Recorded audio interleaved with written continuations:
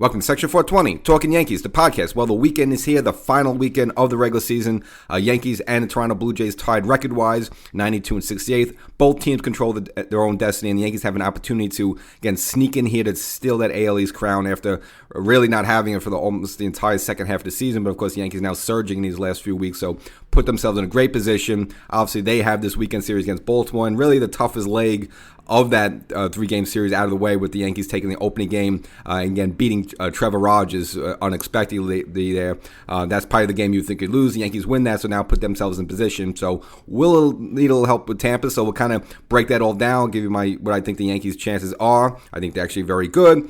Plus, in the latest YouTube episode, obviously ran out of some time there, so I had a couple of tidbits I wanted to get into that episode. Didn't get into that episode, so we'll include it on this audio podcast. So a lot of good stuff for you. Again, it's the final weekend of the regular season, and we'll probably do another wrap-up once the weekend is over there, and we kind of know where everyone is positioned, or where they're seated, or your wild card team, or East champion, all that stuff. So before we get started, though, make sure you subscribe to this audio podcast, Section 420 Talkin Yankees, the podcast, wherever you get your favorite podcasts. And as mentioned before, there's a YouTube version of the show. Go to YouTube, search for Section 420 Talkin Yankees, and subscribe there as well. So again, as mentioned before, the Yankees kind of control their own destiny for the most part. Again, they're going to need a little help from Tampa, but they put themselves in this position as, again, they've just been taking care of business. And again, the whole stress was, the final 13 games in September were very, very kind for the Yankees schedule-wise, and these are teams they should be able to beat, and they have been beating them. They swept the White Sox, took 3 out of 4 against Baltimore in Baltimore, and I have Baltimore now hosting in the Bronx, and Yankees taking that first game. And again, the toughest match was probably going to be against Trevor Rogers, who shut them down previous weekend in Baltimore, and the Yankees getting back at him, launch a couple home runs early. Aaron Judge hits his 52nd as well as in the first inning. Giancarlo Stanton goes yard. And for the Yankees, breaking a record now, that is actually, we've seen Judge do it a lot, but the Yankees total have hit 48 first-inning home runs, and that breaks a record previously held by the Atlanta Braves a couple of seasons ago, who set the previous mark at 47. The Yankees now break that record at 48. And again, how many times in the first inning we see Judge hit a home run or Stan? I mean, it's been like every other game, pretty much, and since Judge has really come on hot. He's looking really good right now. He hit his 52nd home run of the season. Okay, he's not going to catch Raleigh. Who cares? I mean, but in terms of his MVP numbers, and kind of got into that both here and YouTube episode, I think even if Raleigh has a couple more home runs, it seems like all conventional wisdom says Judge pretty much has this MVP on lock. But again, let's not get too ahead of ourselves, but let's get back to the standings, because if you're a Yankee fan, you want the AL East crown there. You want a first-round bye. You don't want to be playing one of these 3-game series there where if you lose the first 2, you're done. Now, it's very dangerous territory.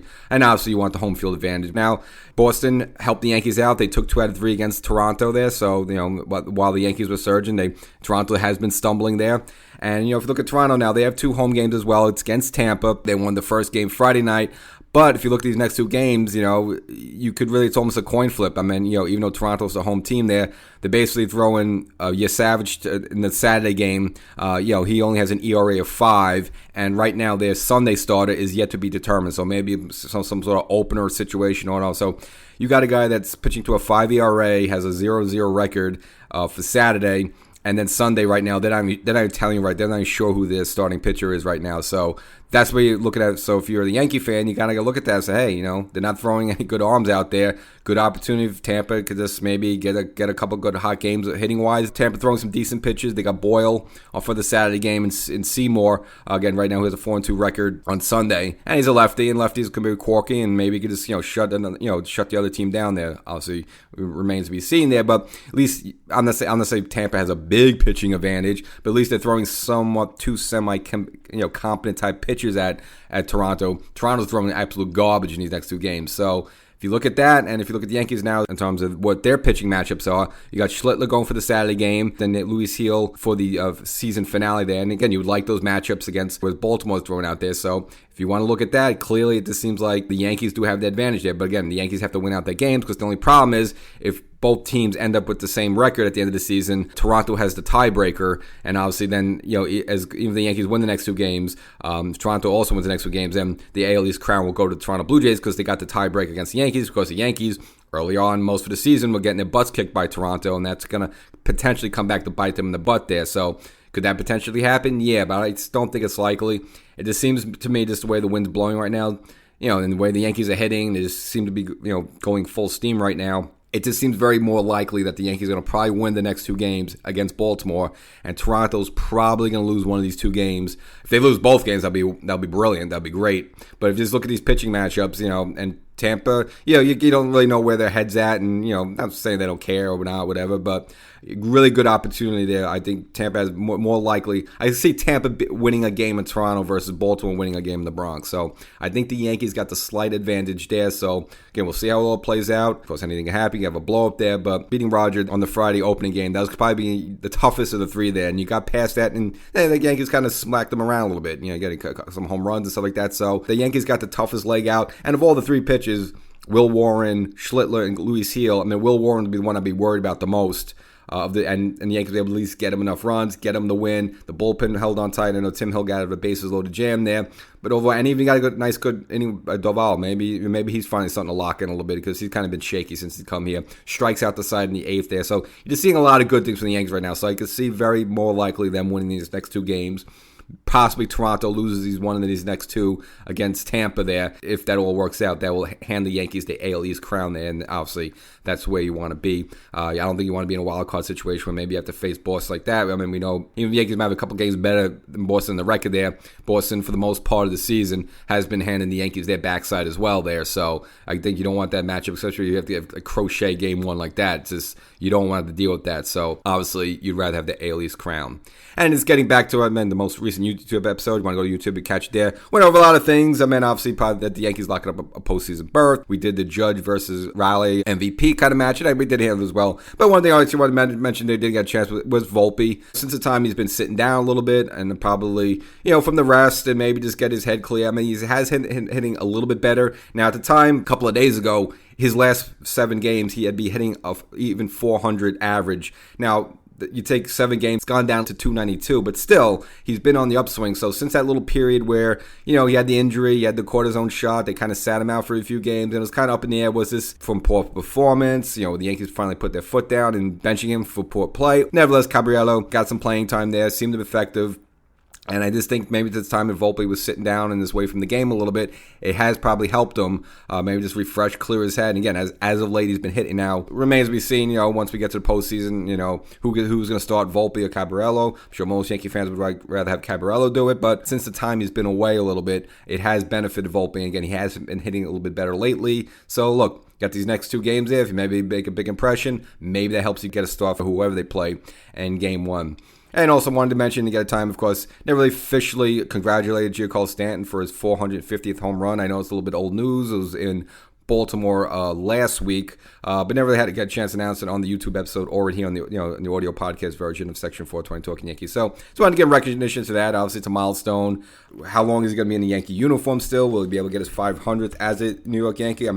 He should be able to. So just in terms of, we want to look at his contract, he's signed through the 26 and 27 seasons. So, he's definitely going to be here for another 2 seasons. Now, we all know he has his health issues. Even this year, we thought there was a good chance we were not going to even have Stanton, but he took the injections in the elbow, took 3 injections to finally work out, and, kind of described himself as still having some sort of discomfort, but hey, he's still hitting 450-foot bombs there, so still able to at least contribute that way. Nevertheless, I think 2 full seasons there, they ask him to hit 50 home runs. I don't think that's too crazy.